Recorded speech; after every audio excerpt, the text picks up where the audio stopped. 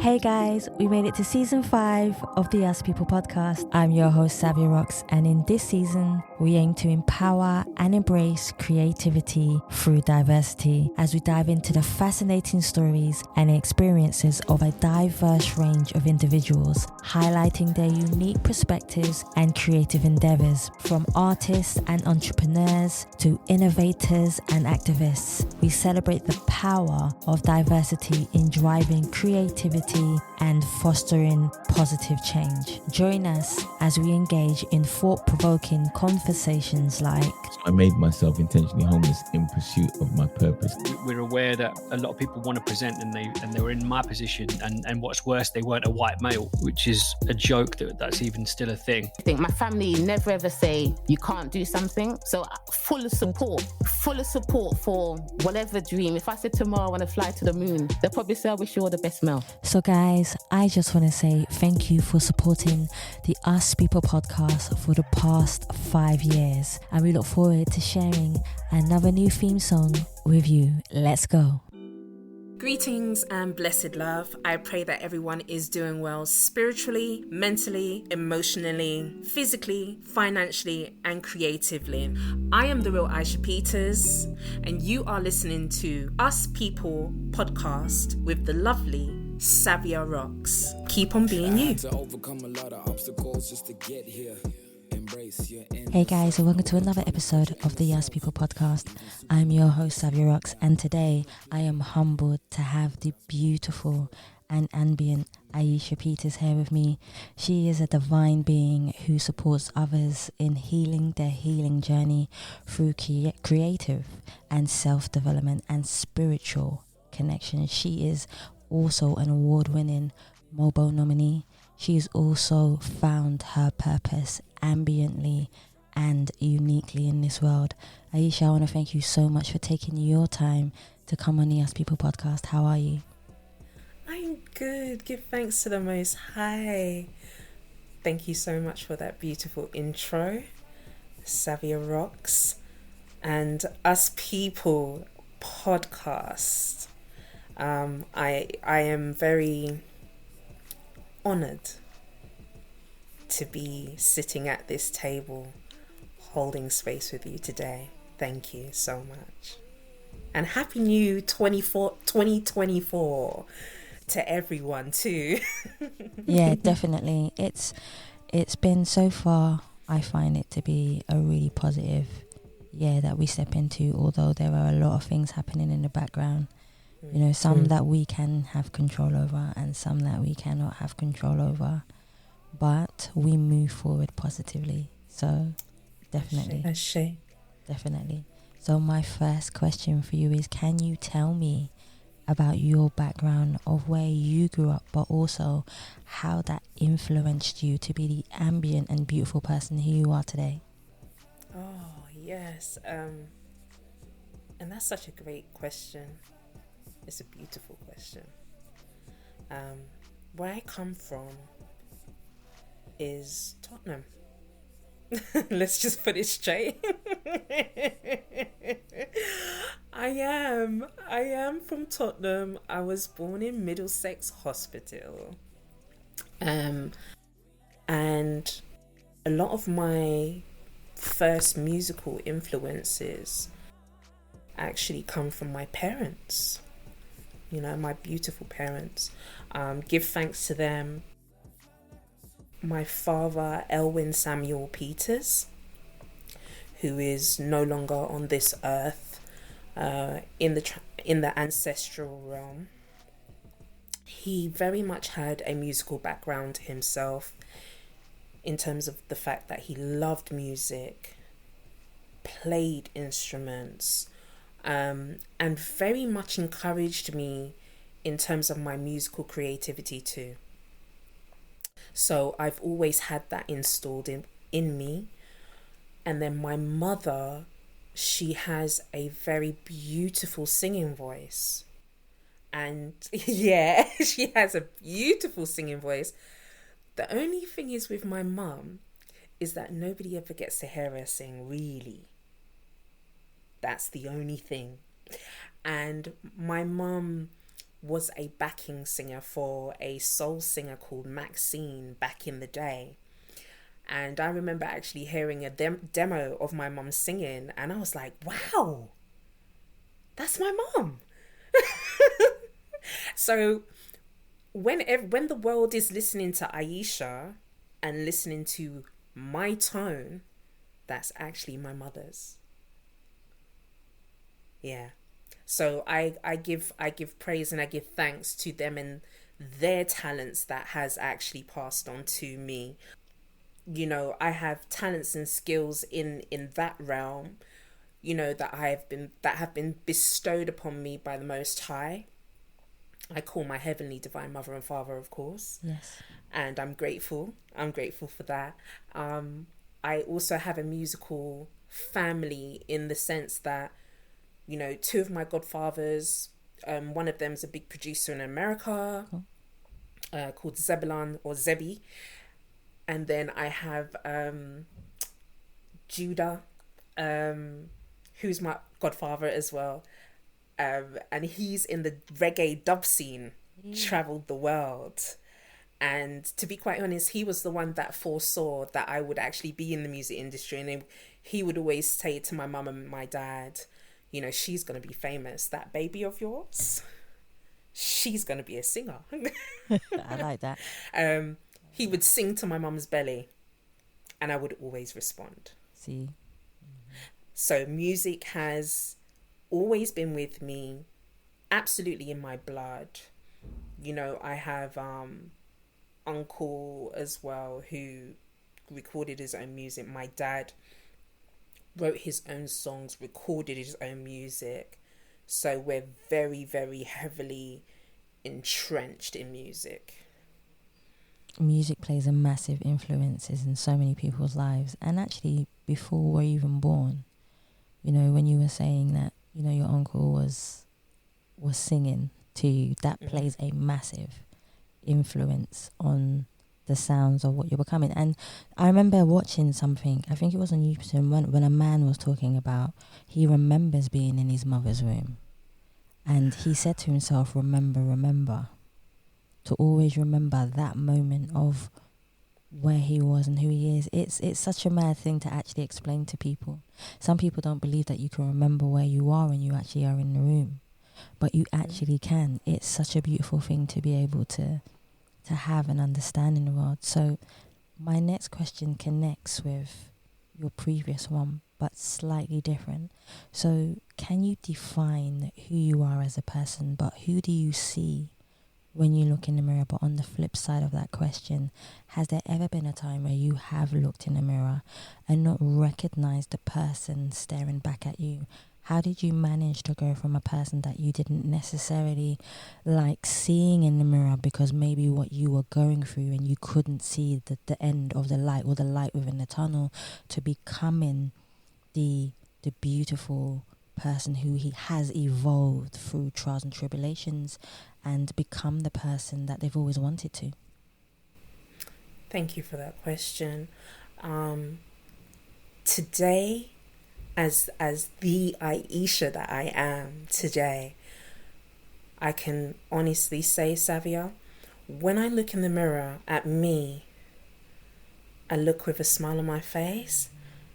And that's not to say, don't get it twisted, that's not to say that I don't have my challenging days. We all do. Because there are days where I'm not always feeling great.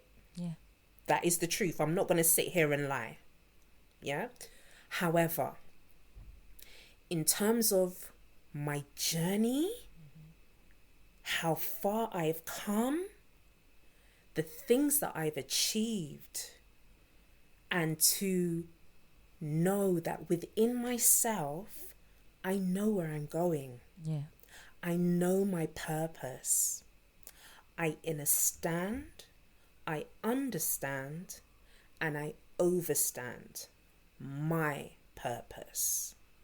And I overstand that it's not for anyone else. Yes, I'm so glad but you said me. that. Right? So when I look in the mirror, in fact, I did it not too long ago. I looked at the mirror and I was just like, You're doing good, girl. You're doing good. And I kind of chuckled, like, you really are doing well. And, I said it. I looked in the mirror. I love doing mirror work with myself. And I said, you know what, Aisha? Well done. Well done to you. On the flip side, there have been days, when I've looked in the mirror and I have not recognized myself and not liked myself. And I'll give you a perfect example. So I'll speak about the industry.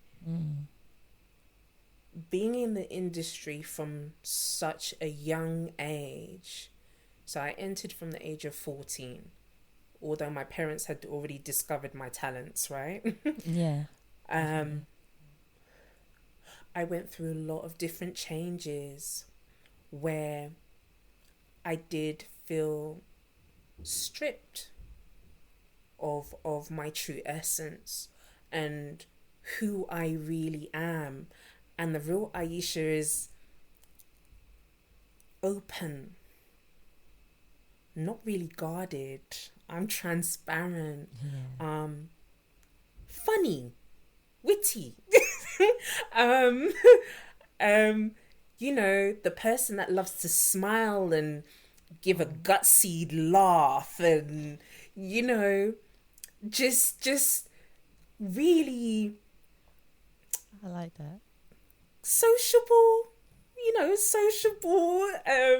really, you kind of be chatty to everyone, but I might have my quiet times, but it's not in an offense of anybody or feeling offended. But in the industry, there was a time where, especially with my visual look, the aesthetics of what I became really was making me feel like I was having a war within myself. Yeah. And the reason that is because, with amongst my friends, amongst my family members, it's very well known that Aisha is naturally stocky. Naturally curvy. There's nothing wrong. Listen, meat is a treat. I always say that. Meat is a treat. Yeah, nothing wrong with fluffy. No. I love that. But this is the thing, Savia. We, from the Peters side of the family, we praise and glorify, the curves and exactly. And that's me naturally. Always been like that. Always had big derriere, big thighs, wide hips, small waist, all of that. Aisha, there are people out there right now buying hips and bottom and all these things. I know. This is but you see, this is it. Back in the day, it's become more popular. That's the difference. Yeah. Back in the day, when I entered into the industry, the look was about more being very tiny, petite, making sure that you are, even though you're slim, you might need to be just a little bit slimmer. So for me, a lot of people, I have shared some stuff, but a lot of people don't know. For me, being in the industry, being in the girl group, my two members were naturally smaller than what I was. I was always bigger. So to lose weight, it wasn't just about me losing weight. I literally did things that put my health at risk. Oh. So, for example, I would go to the gym it out and work it out for 2 hours. But did I have a meal before I went to the gym? No. The answer is no. So I was starving myself, working out, and then really barely eating anything after. Which ultimately, in the end, before I left the industry, was part of my demise in terms of my own health. I was taking dieting tablets. A lot of people didn't know. And really often comparing myself with my band members because I always felt like I didn't look good enough physically. And I would be told in the industry, oh, you know, you look really good, you're really slim, or you're really pretty, but I didn't feel that way. Yeah. And so when I looked in the mirror often, I would really not like myself, like deep not liking myself. Yeah.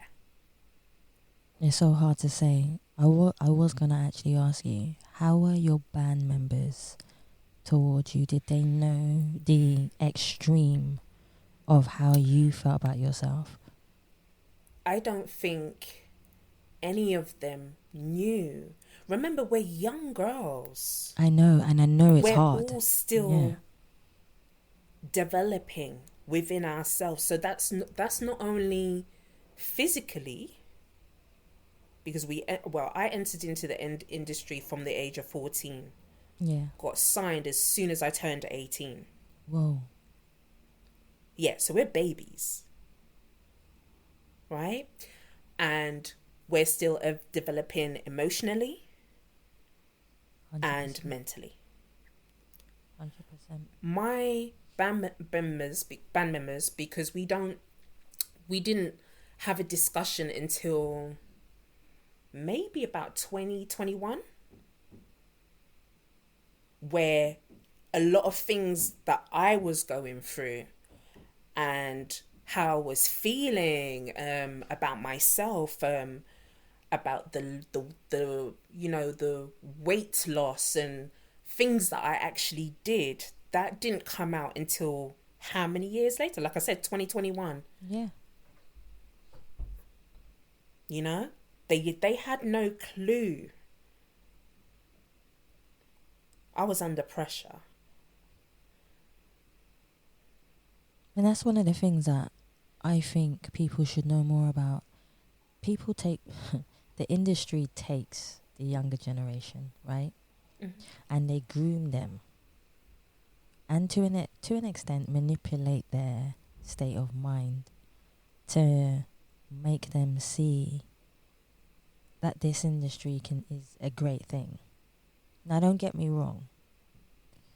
Being in the music industry does have its perks, and it is a great place to be. But there is also things that needs to be addressed highly. And that is, I agree. I'm happy to see people who have curves and are fluffy and meaty more in the industry now. I am. Yes. And showing their curvaceousness, and I love that, because we are not all one shape and size. Exactly. We're really not all one shape and size. How boring would it be if we were all the same? It's very boring. There you go. How boring would it be if we were all the same and we all looked the same? I think the beauty about any industry, regardless if it's music, the arts, being a professional footballer, being a model, anything, and all of them go through things. All of us go through things within those industries. The nicest thing to know is that we are different. And one of the things is we need to stop judging, being prejudged by the outside world. And half of the time we are told to be something by industry people who don't have the talents that we have. They're just a middle person. I always find that. And I always try to tell people that you're being told by someone what to do and how you should be and why you should be that person by the person that has only got the power because of who they know, not because of the talent that they've achieved. within themselves, you know. And I'm so glad that you shared that with everyone, because we all need to know that this still goes on in the music industry. It still goes on in other industries as well. And it's important that we change that narrative by taking away the preconceptions of judgment. So thank you for sharing that. Thank you for answering. No, totally. Let's talk about the good things, because there are good things. There are good things in there.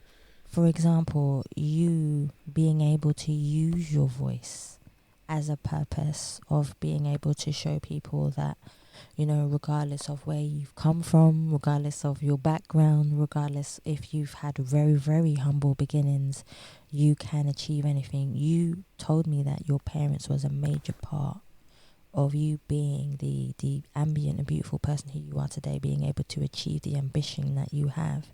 Let's talk about the creativity and how it has helped you find positivity in the world. Oh, there's so many layers to this.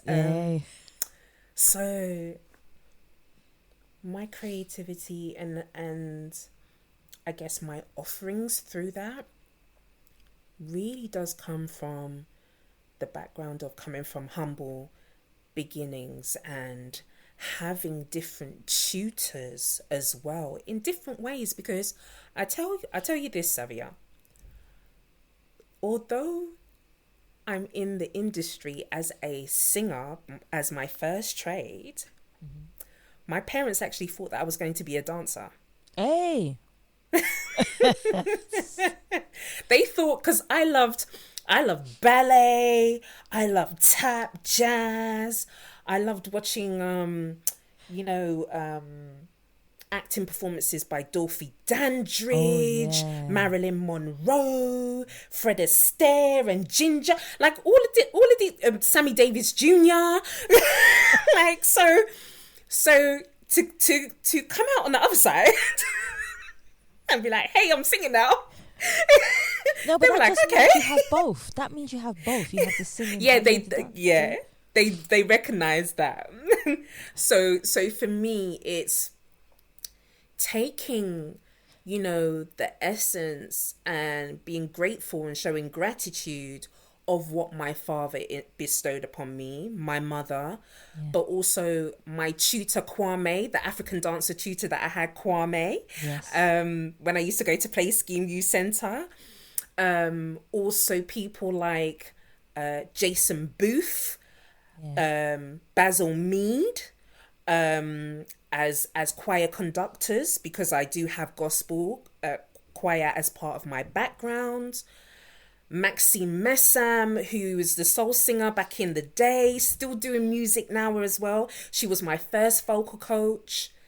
Glyn Jones, who's worked with the likes of Spice Girls and all these different people.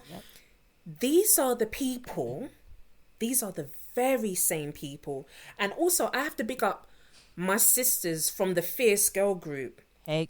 Yeah. Chantel Elaine and Sabrina Weathers, who also in their own way were my tutors whilst I was working alongside with them, right?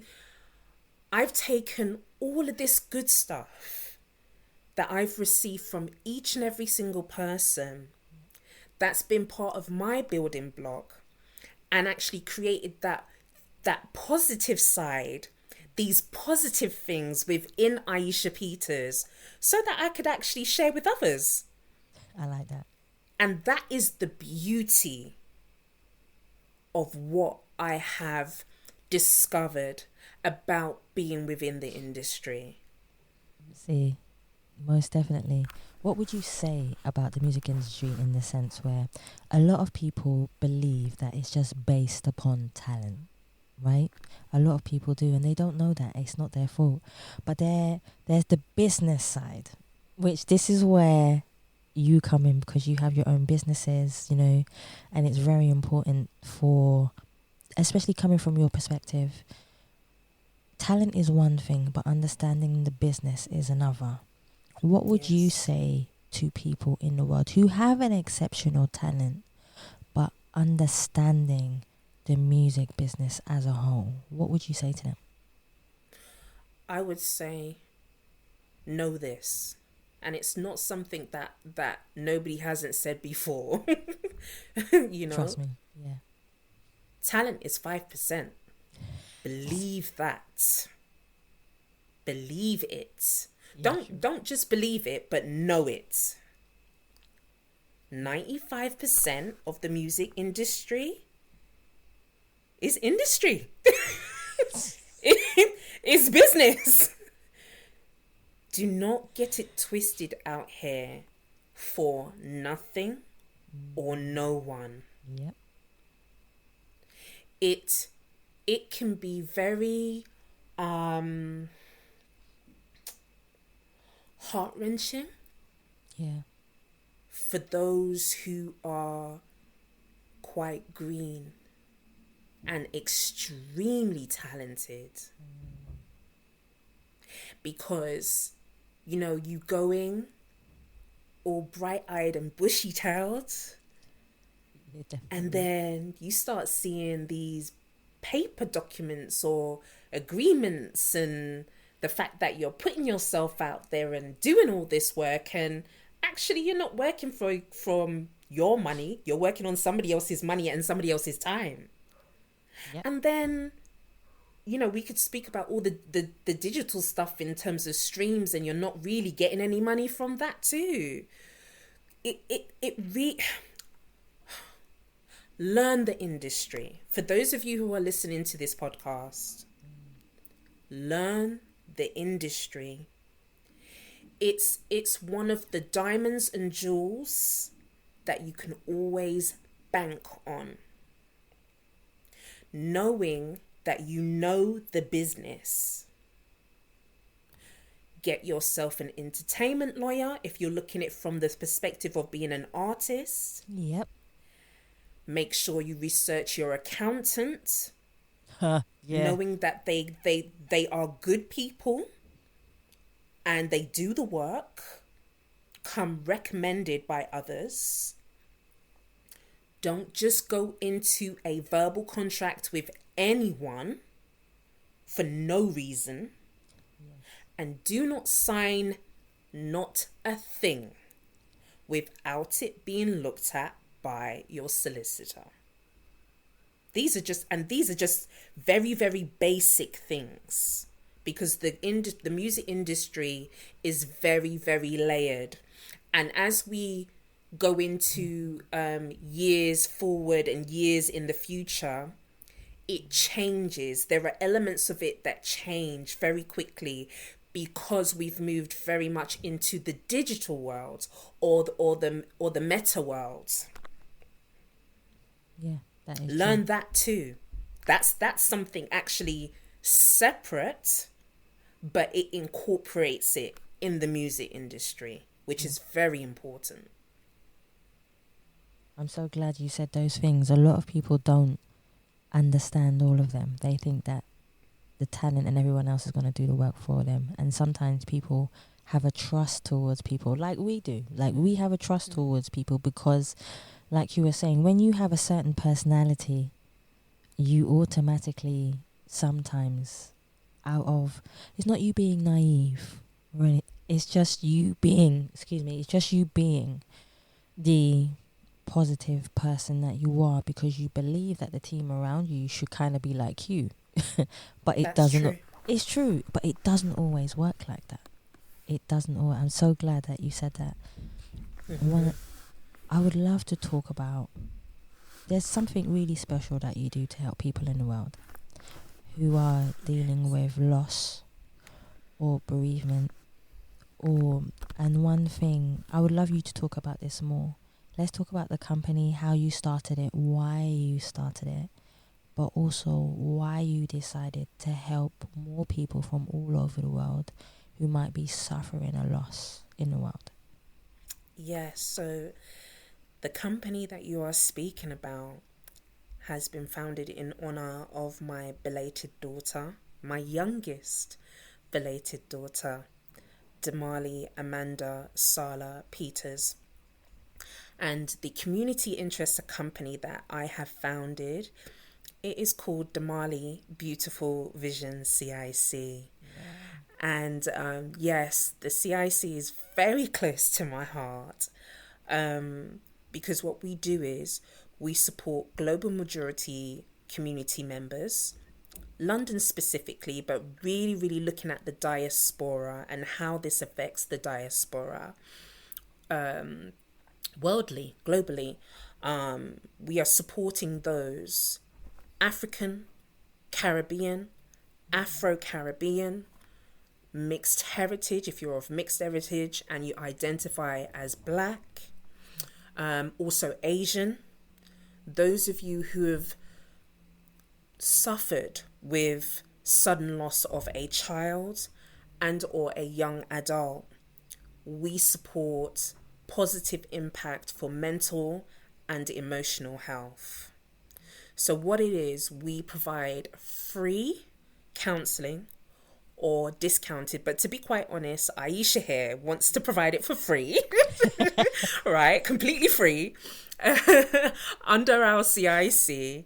And what we also do is we have an online space called Our Holding Space of a Compassion. We have that every first Monday of every month, free to enter. And also we are having our new open day, official open day for Damali Beautiful Vision CIC Talks program, which is funded by the National Lottery. So thank you to the National Lottery. Yes. On the 9th of March, Saturday, 9th of March, at the Redmond Community Centre. It is free to come along. And what we will be doing is we'll be sharing about all the workshops that we're doing throughout the year. So for example, we have mindfulness art therapy. We also have breathing and relaxation guided meditation. We have movement therapy. We have drama therapy. So much. And they're all free. See? Free of charge. Nothing better than free. You know, and especially when it's supporting people who are navigating their bereavement process. Totally. Due to the sudden loss of a young child or adult. So we are really giving reverence and really remembering those beautiful souls who have passed and where family members haven't really had time to say goodbye. So people like my daughter who passed suddenly. I'm also going to mention and give reverence to people like Stephen Lawrence. Yes. Damilola Taylor. Yep. Also my godbrother's son, Ramiah Clark, he passed away the same year, similar circumstances suddenly. And also recently Eliane Andam. Yeah, and all the many other young people from global majority communities who have passed. Too many names to mention, to be quite honest. And their parents, families, siblings and loved ones have not been able to have a chance to say goodbye. There is not much discussion on this, Savia. The reality is that there is a lot of layers where trauma is concerned, where sudden transition of a loved one happens, you know? And this is my story. This is my journey. My daughter, Damali Peters, she suddenly passed away 14 years ago. And I never got a chance to say goodbye. Her siblings didn't get a chance to say goodbye. Her father didn't get a chance to say goodbye. And with that, there have been different experiences for me in terms of actually navigating my journey, and certain things like singing has helped me to open up and remove certain blockages, maybe from my throat chakra. Dance, volunteering even in our community has helped me. And so what I am doing essentially, even though this is about my story and about my journey, this is not about me. This is about having a space, a safe place for people to come, not feeling obligated to anyone, only to themselves, to have the healing and to be able to pour into their cups. Yes. And the reason why this is so important for me, and important for me to bring this to our community, is because when I was going through my early stages of navigation, I didn't feel like I was supported via my own cultural and heritage needs. Yes, very true. So this is something that Damali Beautiful Vision CIC shall also be looking at. We're looking at inviting speakers to actually speak on the cultural side of therapy and how this works for us as people living in Western society. And also asking the questions, how does this work for our, community members or global majority community members in the continent of Africa, or where they might be residing in Europe, other places in Europe, for example, in the States, for example. So this is very, as you most probably can hear, I'm very passionate about this, and it's very, very close to my heart. So I just want to give a shout out to anybody who's listening to this podcast. We are looking at male, female, siblings, grandparents, aunties, uncles, cousins. If you have experienced a sudden loss of a family member, specifically a child, a young child or a young adult, and you are looking for a space to go to, please head down to our open day at the Redmond Community Centre, Woodbury Down, on Saturday the 9th of March. We will be opening at 11 a.m, closing at 5 p.m. Tickets are available on Eventbrite. Just head to our page, Damali Beautiful Vision, on IG, or you'll be able to find us on Eventbrite and get your free tickets. There you go. Go and get those tickets. One of the things that I do want to talk about more, which comes up very often, is from the Western world or Caribbean, Asian, we have a tendency to not want to take therapy, right? Because in our culture, we have been told our business stays at home, right? It doesn't give us the time to heal or express our emotions in the way that we could, would, and should be. Now, this is something that I want you to talk about more, because you're doing exactly what's needed in the world about being able to express our bereavement and loss in the world. But just from your point of view, why do you feel that our cultural society of people feel like they shouldn't be having therapy or can't have therapy, or feel like that everything should be staying at home? What's your opinion on it? I think there's many colours and layers to this, Savia. And two things come to mind when you asked me that question, and I'm glad that you did. There's the perspective of the very old school, what I call colonialism mentality, where you don't say nothing. Whatever happens stays at home. And there's this fear-mongering. It's called fear-mongering. Heard of that many times. Right? And it's also from the perspective of children should be seen and not heard. And so when that goes down from generation to generation to generation, you have a generation of people, many generations, that don't talk, and that don't want to talk about their feelings, and that don't want to talk about their hurt, that don't want to face their trauma, etc., etc., etc. So there has to be that one person or maybe a couple of people in that family within itself, which could be a domino effect of affecting their community and then society as a whole, to actually say, no, actually, one, children should be seen and should be heard. Exactly.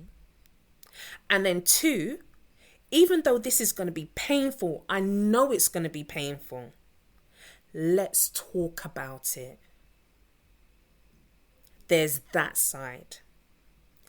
Then you have the other side where because the word counseling and therapy, a lot of times it comes with this thing of it's very westernized. Not only is it very westernized, but it's very male-centered, male-dominated. So how can we feel safe as people of color to be speaking in such spaces when they don't even understand us in the first place? There you go. You just said the answer. And then there's more, of course. There's more, of course, but we would need maybe a couple of sessions to speak about it. Because there's so much. But you know, I'm sure some people are listening to this podcast and be like, actually, that's true. It is true. That's true. And there's so much more.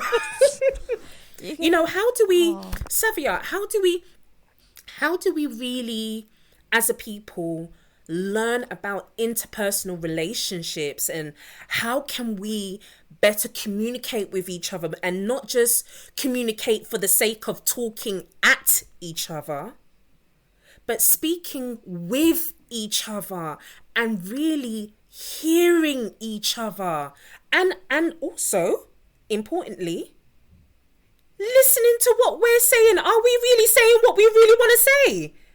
Because it's a fact that we actually misuse words throughout our whole entire day without really knowing the true context or the meaning. That's what words are. And this is a bit of my English language and literature qualification coming in here, which I learned. I was like, wow, actually, am I saying what I really want to say? Because your head says one thing, but then when you actually bring it from your head to your mouth level and the vocabulary that you use, it's completely different. That's why so many people find it very, very hard. They say to me, when I'm teaching creative writing, I teach creative writing to autistic children, which I found such an amazing thing to do. And their mindset, they just say how they feel. Like, they teach me something. They take from here and they speak from here. And even though everyone can't see what I'm doing, I'm tapping on my head and then I'm just saying they speak from their head, and they have a beautiful technique of being able to eloquently say it from their head through their mouth automatically. And the words that you use articulate so much, but also when they come from you and resonate to another person, that person's emotions will take it in so many different ways. But then I also say to people, you give consent to what you allow to upset you, what you allow to hurt you, what you allow to change you. And these are all things in what you were saying about using your literature, talking. What we say and how we say it are two completely different things. Absolutely. And tone. Yes, exactly. And tone. Because I learned in class as well, sometimes it's not what you say, it's how you say it. There you go. Exactly that too. Exactly that. And you said it. So there's a lot. I mean, I'm speaking not only from my personal life experiences. I have to be honest, I'm also speaking from a learned point of view. I am a level 3 trainee counsellor, so there are elements when I speak of this coming in. There is the fact that I am, a qualified English language and literacy tutor, so we had to study things like journalism, for example, which can add to how you really perceive and receive communication and information too. You know, I'm glad how you do we have all of these. communicate is the question, and what is your intent? What is your intention behind it? That's important too, in my humble opinion. No, it's a good opinion to have. There's positivity in absolutely every single word that you just said there. Thank you. Absolutely. And I resonate with it and I understand it. And this is the thing, if we understand the words that someone is saying and we use it to elevate ourselves in our own way, you can take words from someone's sentence and it can help you to learn the wisdom within them. That's what I love do. the way how you just said that. Hey, Yeah. take it, use it, throw it around. The more that, the more that we help each other, the more that we educate each other. And that's how I always find it. What if you could choose one quote that represents you as a person?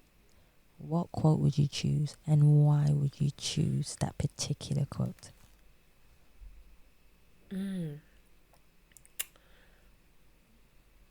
It's funny because I already wrote a song about it. Hey, I like this. But to stretch it to more than 2 words, my quote is, for me, I am divine. Yes, you did. Right, I am the heavenly divine mother and father's vessel. And I am not anyone's expectation. Yeah. You know? That's in your song, yeah. That is no expectation. It's in your Yeah. song. Definitely. If there was one question you wished that people asked you, but they never, ever have, what would that question be and why? Ooh. I've never been asked this question before. That is a really, really dope question.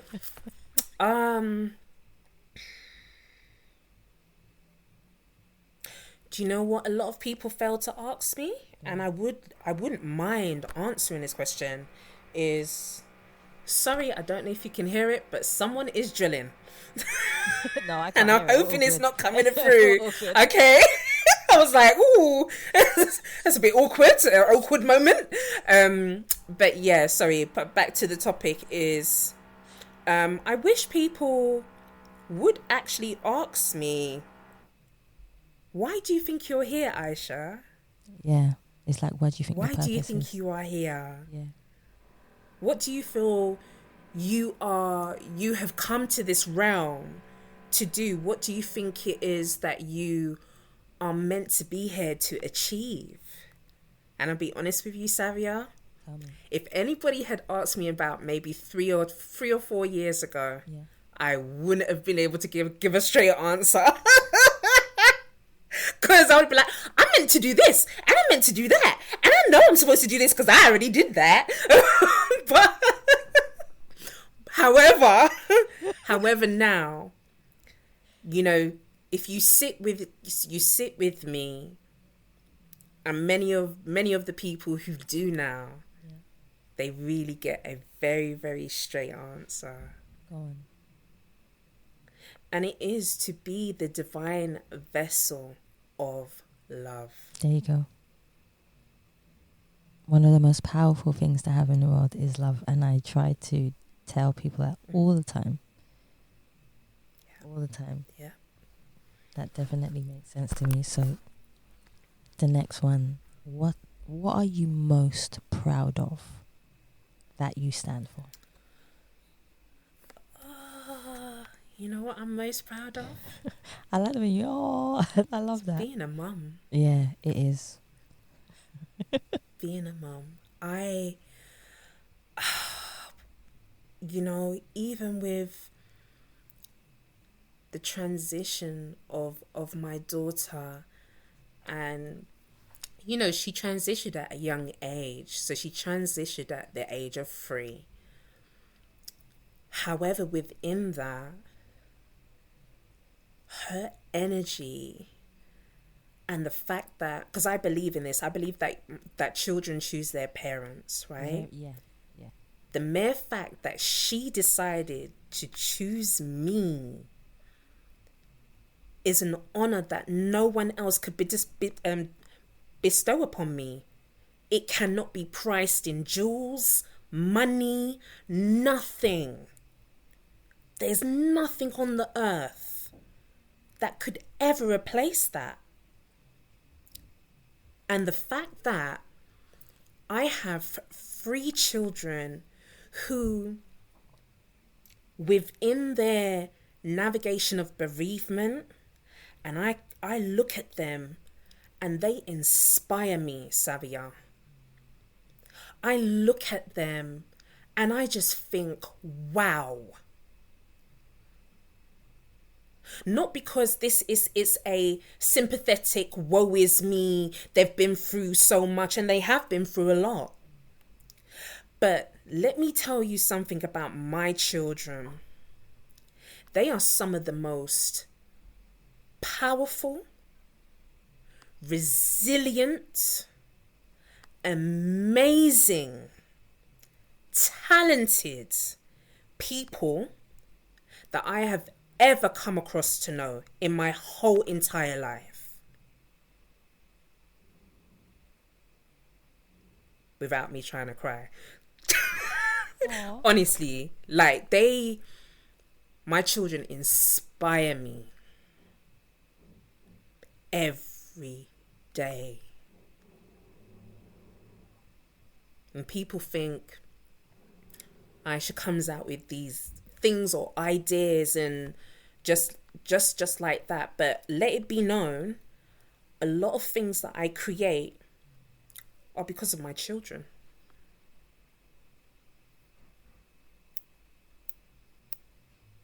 I believe that 100%. Yeah. You got me thinking about it now. And when mothers look at their children, they don't just see them, they see an elevated version of them. Yeah, that's it. Yeah, definitely. So then you can dedicate this one to yourself and your children. If there was one song that was the soundtrack of your life, what song would you choose, and why would you choose that particular song? That's very easy. Go on. There's a song that recently came out by Usher and Her, Yes. called Risk It All. When you listen to that song, I'll encourage anybody who hasn't heard it, go ahead and listen to that song and what they speak about. And it could be seen and received and deemed as intimate love, but how I view this song is about universal love. So it could be the love that you have for your partner, the love that you have for your children, the love that you have for yourself, a friend, etc., etc. So let me just put it for and on the record. I would risk everything for my children. Definitely. See, I knew it would tally up. If I was to say to you, if I was to bring you to a beautiful island, but it was a deserted island, and I said to you, you are allowed to bring with you a president, an activist, and a musician for 24 hours, who would you bring, and why would you bring said them? One president, one activist, one activist, and one musician to have a conversation with. Who would it be?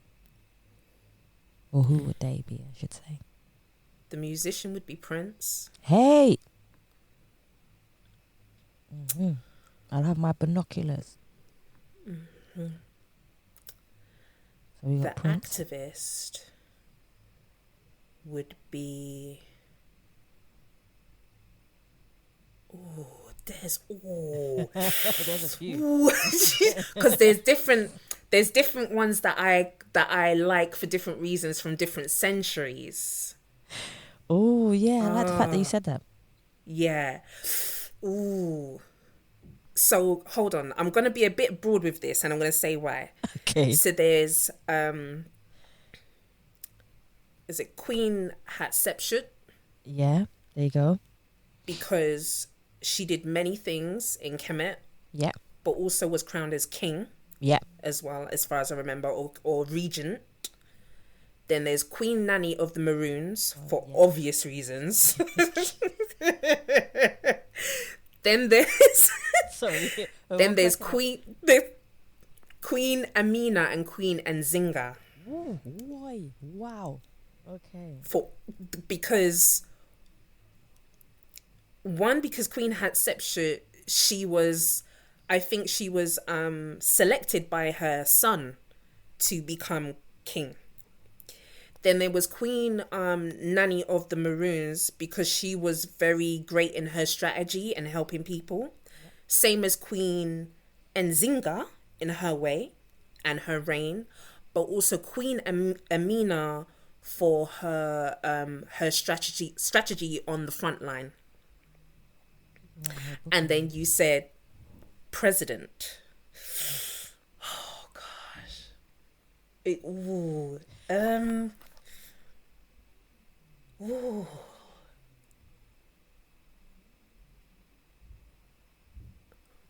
It's a tie between President Mandela. Yes, I've had him a few times. And then Kwame Nkrumah. Oh, I haven't had him. Oh. Okay. Yeah. He did a lot. I like writing down everyone's. Okay. I think it's a good thing though, because it's good if you don't know or if you've not heard much, you can actually do your own personal research. I like writing, every time I ask that question, I like writing down everyone's answers. Yes. Definitely. I love that. So I only have 2 more for you. I felt like I've been talking to you for 5 minutes, but it's actually almost been an hour. Wow. So it just went through so quickly. It flew by. So this is something that I do like to ask everyone, because I feel it's an importance, and it shows me and it teaches me a lot about my guest. So when I say to you, what is the best advice you have ever received, and how do you believe it helped you to evolve? The best advice that I've ever been given, I have to pick up Uncle Terry Riggs for that. My spiritual uncle. I love talking to him. I love having discussions with him. He reminded me, not that I didn't hear it before, but he reminded me that I am my own guiding star. Very true. We can very often in life be very influenced in focusing our energy and our time on everyone else but ourselves. And ultimately what happens, and what has happened in the past with myself, is that you lose energy, your vitality, your vitality, or your chi, as people would say, because it's spent here and there. And I'm looking at the internet at that artist who's reached that place, and that actress and that actor, and then by the time you know it, a year or 2 has gone by. What have you done for yourself? And for me, having that reminder always reminds me that if it is not aligned for me or my path, I do not need to pay it attention. I'm so glad you said that. Hence so why glad you said people, I love you, but I will be on social media to do my posts. And then I fly off. I'm off. I don't stay there. I don't stay too long. You don't need to. Honestly, you don't need to. I do exactly the same. I put up whatever it is. I put up maybe my poem or whatever I need to say, and then I'm off it, because it will consume your mental health if you stay on social media. Absolutely. It really will. It really, really will. So I'm so glad you said that. So when was the last time you remember feeling totally at peace with yourself? Oh, that's not too long ago, actually. Hey, yes. So Oh. I was speaking to my mum about the same thing, and it was literally, I think it was I like to call it a Moon Day Monday. So I give all my days like a title related to different planets and so on. And I was praying. And I was like, Heavenly Divine Mother and Father, whatever it is that you have planned for me, I'm not afraid. I trust in you. I trust in your guidance. I trust that you have my hands to work in your way, my eyes, my mouth, my feet will be placed at the right places. And I trust that you will always lead me in my right path and my right alignment. Yeah. And within that moment, Savia, I didn't have, sometimes in life you could be going through your day and you might feel anxious about something, or you might feel some type of way that somebody said something. There was no feeling. It's like I felt like every cell down to the molecular structure was at ease. And let me tell you the beautiful thing about that scenario is that literally after I prayed, I went into my emails and the National Lottery said, "Congratulations, you got your funding." You can't see what I'm doing, guys, but my hands are in the air. Literally. And I had just recently shared that testimony with my mum. So when people speak about the power of manifestation, and you have certain sages or certain prophets or tutors sharing the knowledge that when you are recalibrated within self, like truly recalibrated within yourself, you can make anything happen. Allow yourself to surrender to love, which is how I see my Heavenly Divine Mother and Father. They are love. Whether you believe in Allah, the many, many different deities and gods of Hinduism, Jainism, as far as I'm concerned, all the stories lead back to the one story. That is very true. And that really is the truth and divine love. Yeah. Let's not get it twisted here. I like, what? That's a nice way to end it as well. That's such a nice. So, my final one for you is: I would love for everyone to be able to connect with you. Please share, everything that's going to be happening. Your social medias, where people can find you, where they can contact you. Just eloquently, just be you.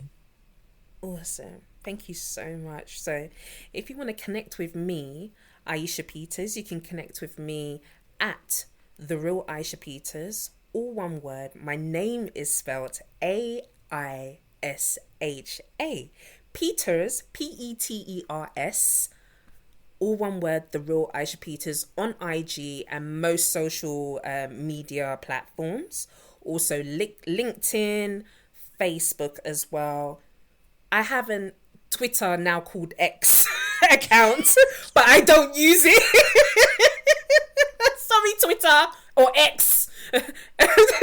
now. Sorry, yeah. So you can reach me. And then we have VEWA Productions Ltd, which is Vocal Excellence with Aisha, and that's VEWA Productions Ltd. That's on Facebook and IG, and you can absolutely find us online at www.vewaproductionsltd.com/. You will find all our programs for everyone out there. We welcome everyone and everybody. If you look at our 5-star reviews, you will see the feedback from all the different types of students and people that we've worked with and clients we've worked with from all different types of backgrounds. So please do connect with us. Bear in mind, we also have programs for vocal coaching, building confidence, also Sing, Connect and Grow. We also have relaxation guided meditation. We have also wellness and finance in the music industry programs as well. And also keep up with our notifications, because this year we're going to have another Summer Jam Fest, VEWA Productions Ltd Summer Jam Fest. And the venue and time and date, sometime in summer or the end of summer, everything will be confirmed. So please keep in touch for us with that, because we had a brilliant last year annual Summer Jam Fest, and the Mayor of Haringey attended as well last year. So that was great. Yeah, it was awesome. And then last but not least, we have Damali Beautiful Vision CIC. We are on IG. We are about to create a Facebook page, so hold tight for that. You'll see me posting on my own personal LinkedIn, Aisha Peters, about all the stuff that we're doing. Please be sure to visit our website, which is www.damali, DAMALI, beautiful, the word, vision, vision.org.uk. Yeah. See, please guys, remember as well, we have our official open day, Saturday the 9th of March. Tickets are on Eventbrite. All you need to do is type in Damali Beautiful Vision CIC. Guys, support. Listen, there is something there for everyone. I was listening to absolutely everything, and I was like, right, I could do that, I could do that, I could do that, I can go see that.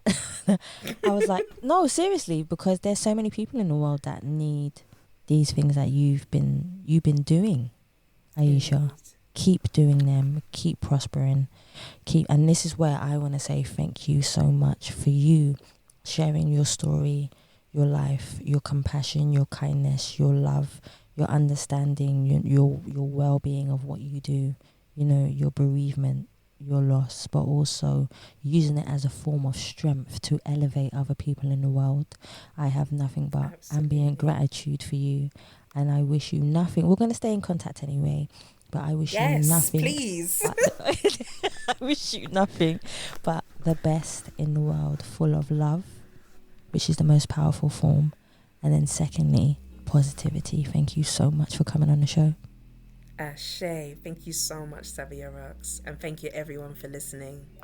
You're more than welcome, and guys, this is where I want to say to you, thank you so much for listening to the Ask People podcast, and please remember you can subscribe and leave us a review on Spotify, iTunes, Google Play, and any other platform that you prefer listening to. I can't even get it out.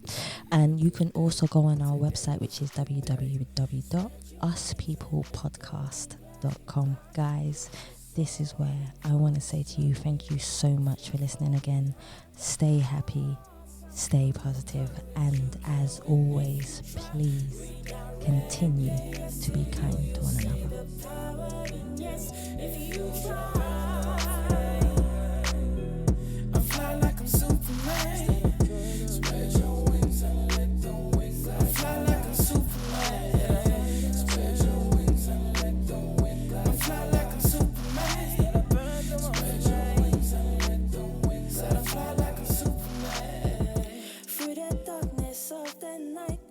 in the industry, there was a time where, especially with my visual look, the aesthetics of what I became really was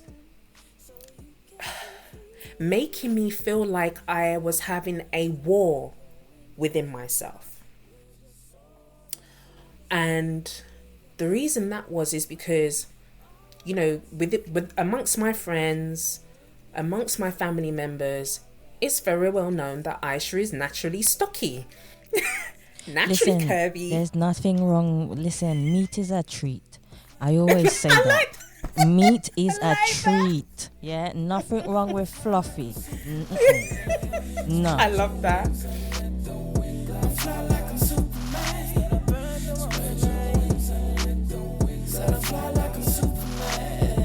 Spread your wings and let the wind glide you high. We're just soaring through this journey, leaving fear far behind.